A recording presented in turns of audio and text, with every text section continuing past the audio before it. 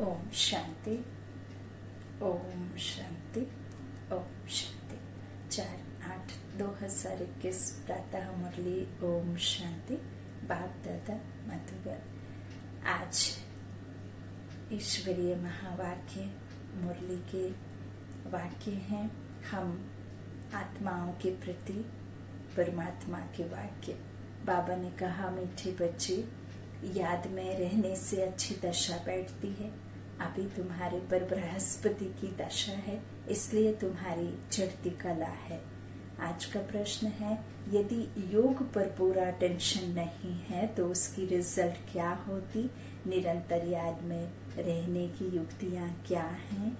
उत्तर में बाबा ने कहा, अगर योग पर पूरा अटेंशन नहीं है तो चलते चलते माया की प्रवेशता हो जाती है, गिर पड़ते हैं। दूसरा, देह अभिमानी बन अनेक भूलें करती रहती हैं। माया उल्टे कर्म कराती रहती है, पतित बना देती है। निरंतर याद में रहने के लिए मुख में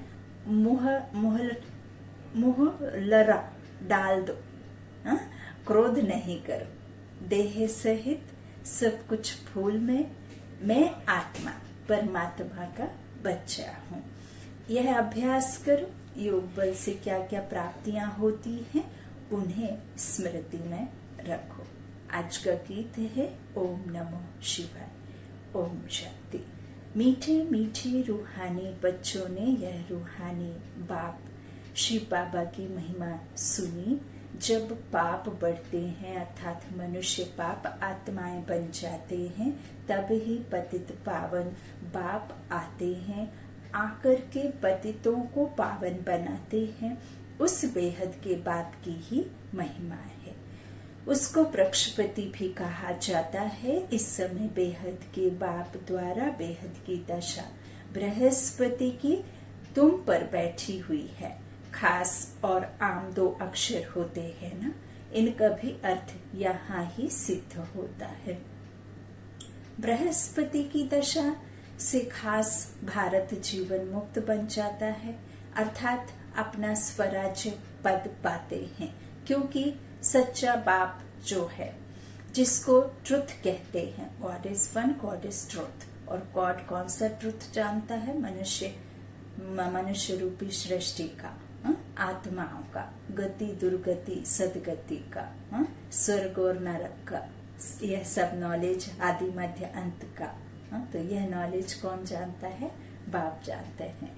तो जिसको ट्रुथ कहते हैं वह आकर हमको नर से नारायण बनाते हैं।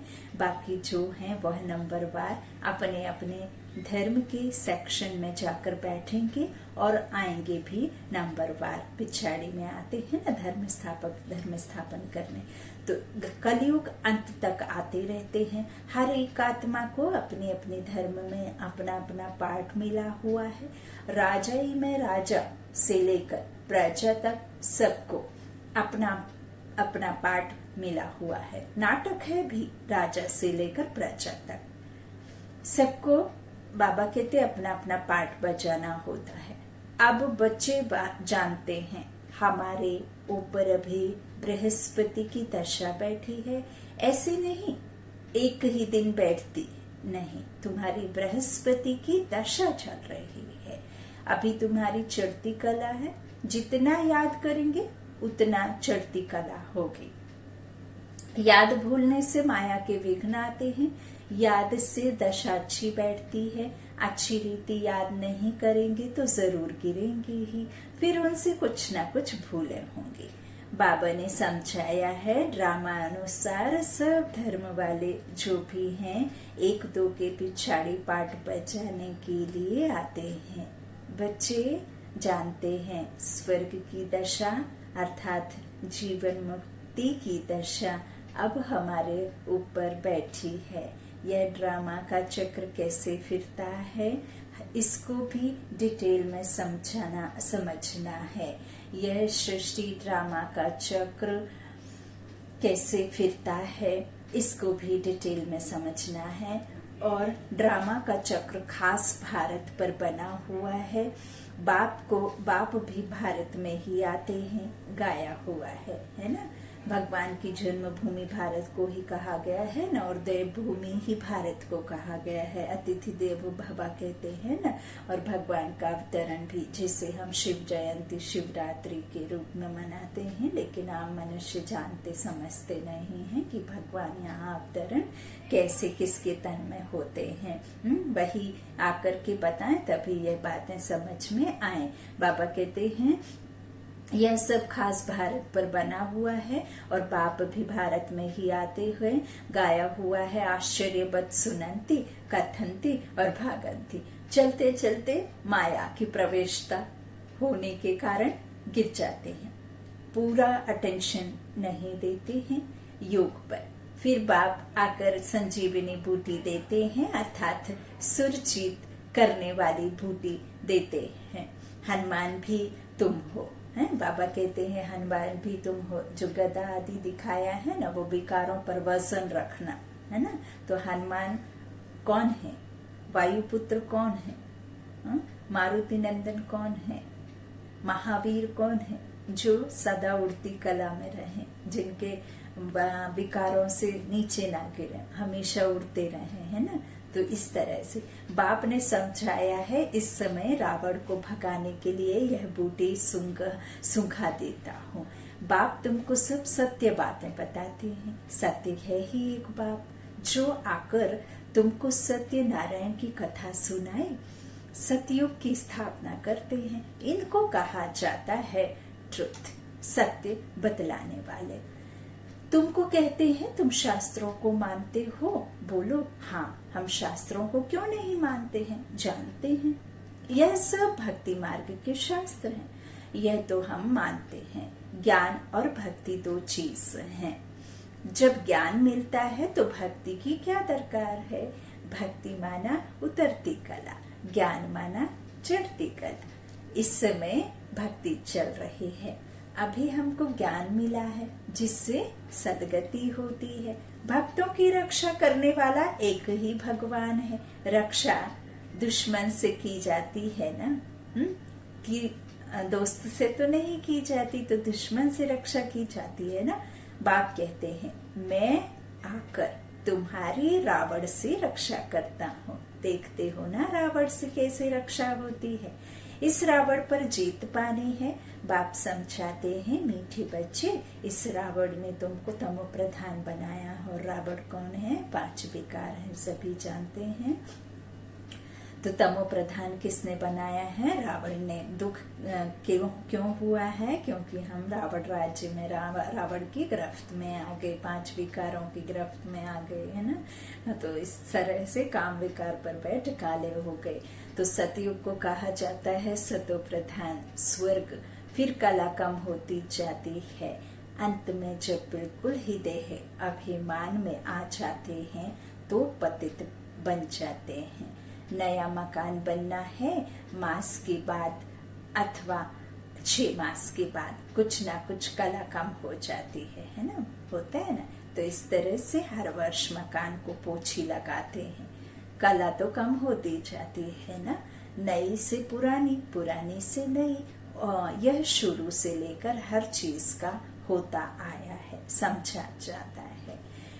यह मकान 100-150 वर्ष तक चलेगा, बाप समझाते हैं। सतयुग कहा जाता है नई दुनिया, जो सतयुग है ही नई दुनिया से शुरुआत होती है ना। तो बाबा कहते हैं, समझाते हैं, सतयुग कहा जाता है नई दुनिया से। फिर त्रेता 25% कम हो कहेंगे। 1 रुपया के 4 हिस्से होते हैं ना, 25, 25, 25, 25 इकट्ठा करेंगे तो 1000 हो जाते हैं। तो फिर 1000 पैसे से 1 रुपया बनता है, लेकिन उसके 4 हिस्से बराबर बांटेंगे तो 25-25 होगा।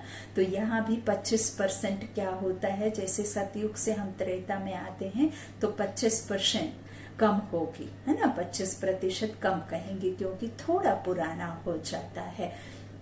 वह है चंद्रवंशी, महाराजा महारानी सतयुग में, राजा रानी त्रेता में। तो महाराजा महारानी लक्ष्मी नारायण और राम सीता चंद्रवंशी, है ना। तो इस तरह से 16 कला और 14 कला, 14 कला वाले चंद्रवंशी और सूर्यवंशी जो 16 कला वाले। तो इस तरह से समझने की बातें हैं। उनकी निशानी देते हैं क्षत्रिय, क्योंकि नई दुनिया के लायक नहीं बने, इसलिए कंपोजिशन हो गया। सब चाहते हैं कृष्णपुरी में जाएं, ऐसे थोड़े ही कभी कहते हैं रामपुरी जाएं। तो सब कृष्णपुरी के लिए कहते हैं, क्योंकि कृष्णपुरी ही सतो प्रधान है और कृष्ण ही सतयुग का प्रिंस है ना। तो सतो प्रधान अवस्था में तो जो महाराजा महारानी होते हैं वो तो सतयुग में ही होते हैं। तो सभी कहते हैं कृष्णपुरी में जाएं, कोई नहीं कहता ना कि रामपुरी में जाएं।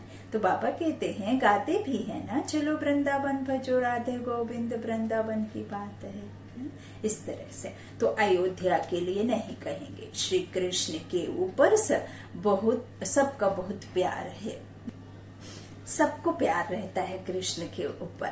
तो कृष्ण को बहुत प्यार से याद करते हैं, कृष्ण को देखते हैं तो कहते हैं, इन जैसा पति मिले, इन जैसा बच्चा मिले, इन जैसा भाई मिले। सेंसिबल बच्चे अथवा बच्चियां जो होते हैं वह कृष्ण की मूर्ति के सामने रखते हैं कि इन जैसा बच्चा मिले। रखते हैं ना, प्रेग्नेंट लेडी रखती है सामने फोटो लगा करके कृष्ण जैसा बच्चा हो।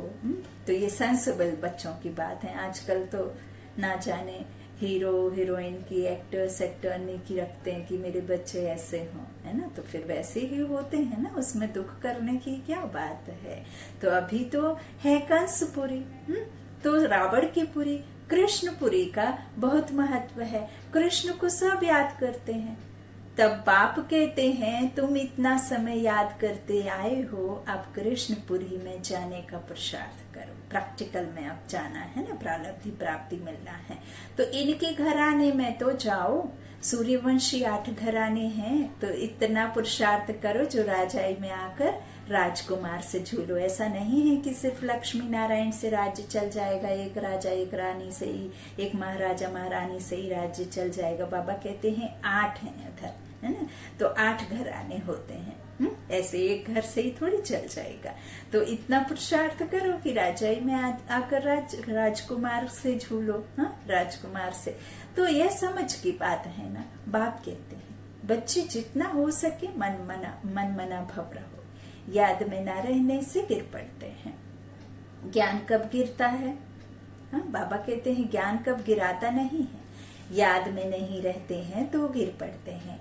इस पर ही अल्लाह अवल दिन हतमताई के नाटक भी बने हुए हैं। याद में रहने के लिए ही मुख में मोहलरा डाल देते हैं, है ना।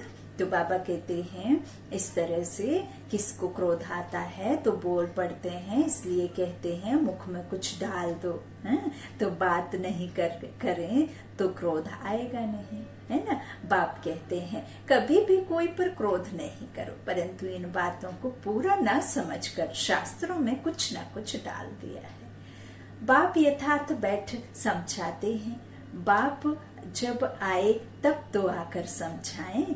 जो होकर जाते हैं उन्हों की महिमा गाई जाती है। टैगोर झांसी की रानी होकर गई, उनके फिर नाटक बनाते हैं, फिर उसे ही इतिहास कह देते हैं, है ना। तो टैगोर झांसी ये सब बाबा कहते हैं नाटक बनाते हैं। अच्छा, शिव भी होकर गए हैं तब तो शिव जयंती मनाते हैं ना। ऐसे तो नहीं है कि कोई महिमा ना हो, कुछ किया ना हो, ऐसे ही उनका मान, ऐसे ही उनकी महिमा गाते हैं। कुछ तो किया होगा, तो शिव जयंती मनाते हैं ना।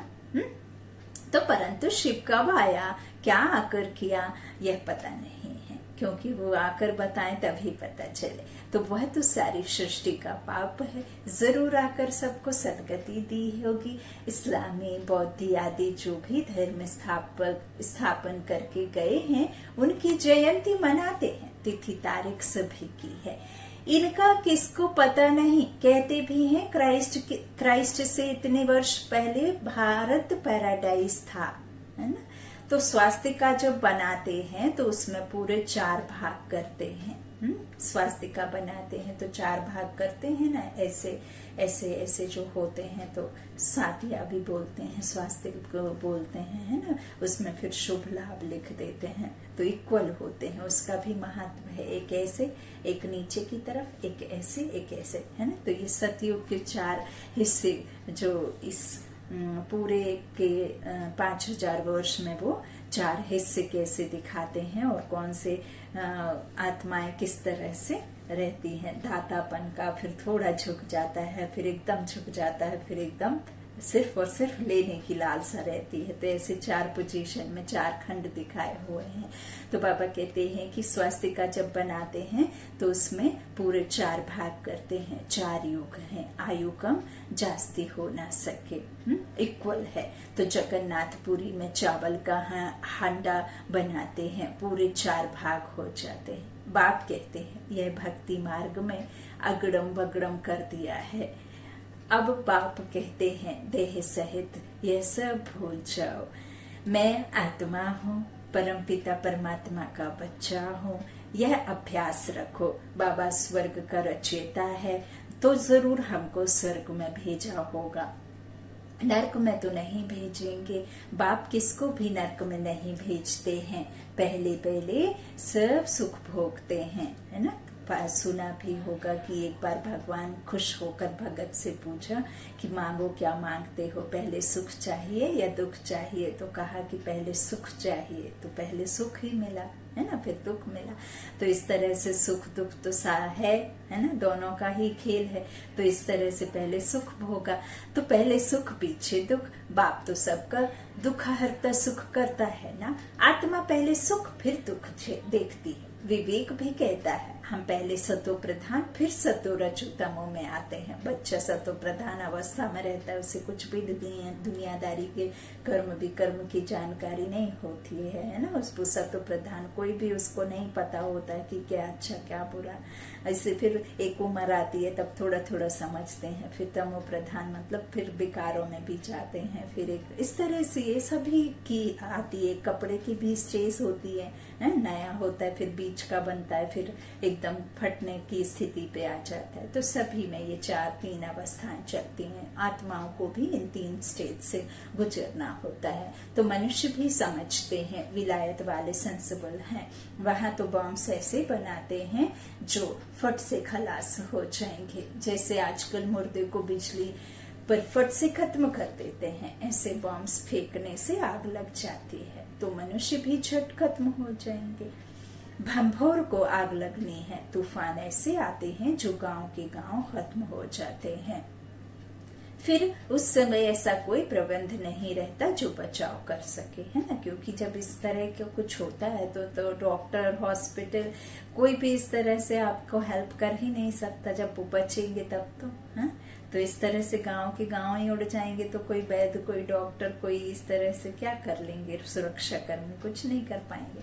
तो बाबा कहते झट से खत्म हो जाएंगे, भंभोर को आग लगनी है ना। बाबा कहते हैं फिर उस समय कोई ऐसा प्रबंध नहीं रहता जो बचाव कर सके। विनाश तो होना ही है, पुरानी दुनिया खत्म होनी है। गीता में भी वर्णन है, बाप ने समझाया यूरोप वासी बॉम्ब्स ऐसे छोड़ेंगे जो पता भी नहीं चलेगा, नहीं पड़ेगा। तुम बच्चे जानते हो कल्प पहले भी विनाश हुआ था, नथिंग न्यू, अब भी होने वाला है। हाँ, पास सो जो गया सो आना है और जो है वो पास होना है। इस तरह से बाबा कहते हैं अब भी होने वाला है। तुम भी कल्प पहले मुआफिक पढ़ रहे हो, धीरे धीरे झाड़ वृद्धि को पाता रहेगा। वृद्धि होते होते फिर स्थापना हो जाती है। माया के तूफान बहुत अच्छे अच्छे फूलों को भी गिरा देते हैं। योग में पूरा नहीं रहते हैं तो फिर माया विघ्न डालती है। बाप का बच्चा बन पवित्रता की प्रतिज्ञा कर, फिर अगर विकार में गिरते हैं तो नाम बदनाम कर देंगे। फिर धक्का बहुत जोर से आता है। बाप कहते हैं यह कान की चोट कभी नहीं खाना। बच्चे जानते हैं यहाँ रक्त की नदियां बहनी है, सतयुग में दूध की नदियां बहती हैं, वह है नई दुनिया। यह है पुरानी दुनिया। कलयुग में देखो क्या है, नई दुनिया के वैभव तो देखो, यहाँ तो कुछ भी नहीं है। बच्चियां साक्षात्कार में जाकर देख कर आती हैं। सूक्ष्म वतन में शोभी रस पिया, यह किया वह सब साक्षात्कार होते हैं। तो बतलाते हैं। हम मूल वतन में जाते हैं, हमारी संदेशी बहनें भोग लेकर के जाती हैं, दादियां जाती थी और बहनें जाती हैं, तो फिर बाबा कितना अच्छा अच्छा साक्षात्कार कराते हैं। तो बाबा कहते हैं कि बतलाते हैं कि हम मूल वतन में जाते हैं, बाबा बैकुंठ में भेज देते हैं। तो यह सब साक्षात्कार आदि की ड्रामा में नोंद है। इनमें कुछ मिलता नहीं। बहुत बच्चियां सूक्ष्म वतन में जाती थी, शूबी रस आदि पीती थी, आज है नहीं। अच्छे अच्छे फर्स्ट क्लास बच्चे गुम हो गए। बहुत ध्यान दीदार में जाने वालों ने जाकर शादी की। वंडर लगता है माया कैसी है, तकदीर कैसी उल्टी पलट जाती है। बहुतों ने अच्छे अच्छे पाठ बजाए, बहुत मदद भी की आई वेल में, तो भी आज है नहीं। तब बाप कहते हैं माया तुम बड़ी जबरदस्त हो, माया से तुम्हारी युद्ध चलती है। इनको कहा जाता है योग बल की लड़ाई। योग बल से क्या प्राप्ति होती है यह किसको पता नहीं। सिर्फ भारत का प्राचीन योग है। मीठे मीठे बच्चों को योग के लिए समझाया जाता है। प्राचीन राजयोग आया हुआ है, जो भी फिलोसोफर आदि है। यह स्पिरिचुअल नॉलेज तो कोई में नहीं है, कोई में है नहीं। रूहानी बाप ही ज्ञान का सागर है, उनको ही शिवाय नमः गाते हैं, उनकी ही महिमा गाई है। बाप आकर तुमको कितना ज्ञान समझाते हैं।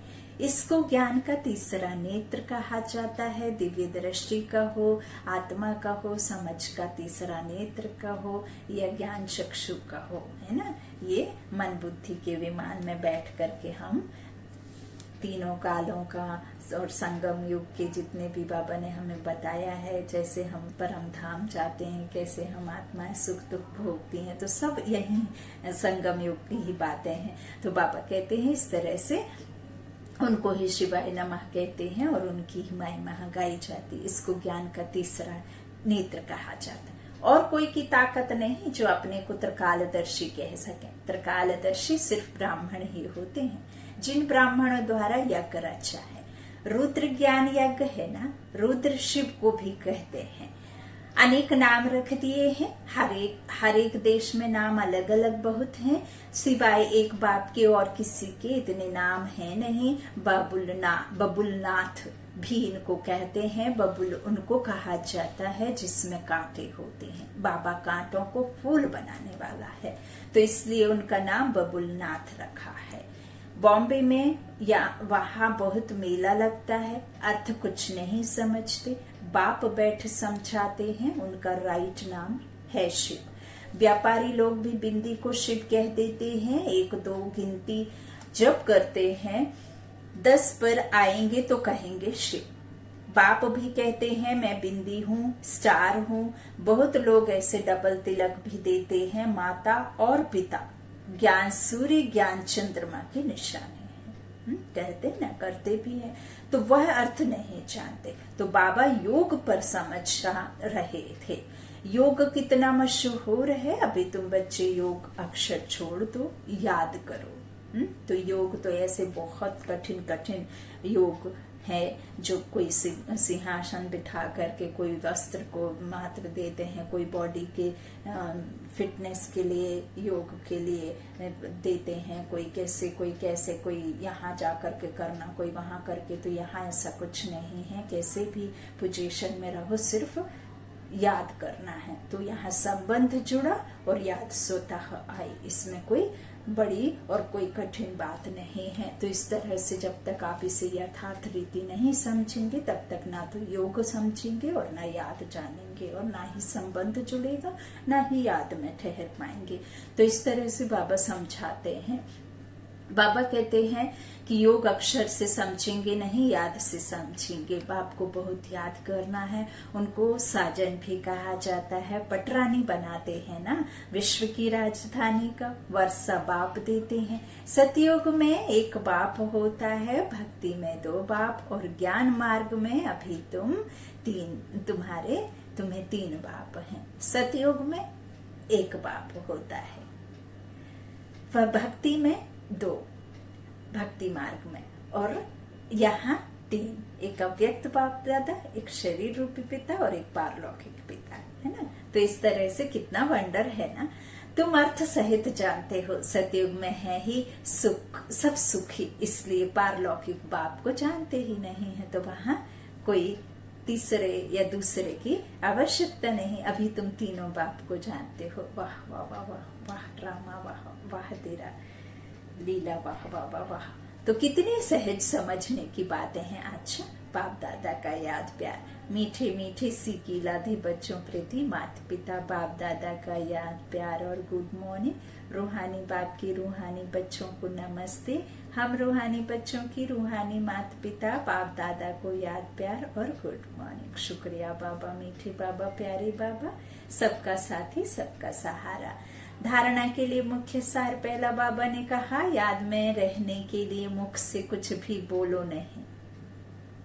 मुख में मुहलरा डाल दो तो क्रोध खत्म हो जाएगा। कोई पर भी क्रोध नहीं करना है। दूसरा बाबा ने कहा इस दुख धाम को अब आग लगनी है, इसलिए से भूल नई दुनिया को याद करना है। बाप से जो पवित्र रहने की प्रतिज्ञा की है उसमें पक्का रहना है। वरदान में बाबा ने बच्चों को कहा पवित्रता के आधार पर सुख शांति का अनुभव करने वाले नंबर 1 अधिकारी भाव। जो बच्चे पवित्रता की प्रतिज्ञा को सदा स्मृति में रखते हैं उन्हें सुख शांति की अनुभूति स्वतः होती है। पवित्रता का अधिकार लेने में नंबर 1 रहना अर्थात सर्व प्राप्तियों में नंबर 1 बनना। इसलिए पवित्रता के फाउंडेशन को कभी कमजोर नहीं करना, तभी लास्ट सो फास्ट जाएंगे। इसी धर्म में सदा स्थित रहना। कुछ भी हो जाए, चाहे व्यक्ति, चाहे प्रकृति, चाहे परिस्थिति कितना भी हिलाए, लेकिन धरत पर ये धर्म ना छोड़िए। आज का स्लोगन है व्यर्थ से इनोसेंट बनो तो सच्चे सच्चे सेंट बन जाएंगे।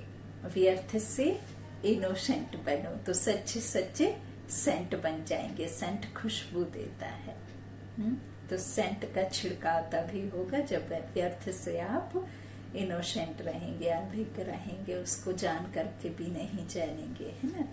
तो इसी तरह से आप जो है सच्चे सच्चे सेंट बन जाएंगे। ओम शांति, ओम शांति, ओम शांति। शुक्रिया बाबा, मीठे बाबा, प्यारे बाबा।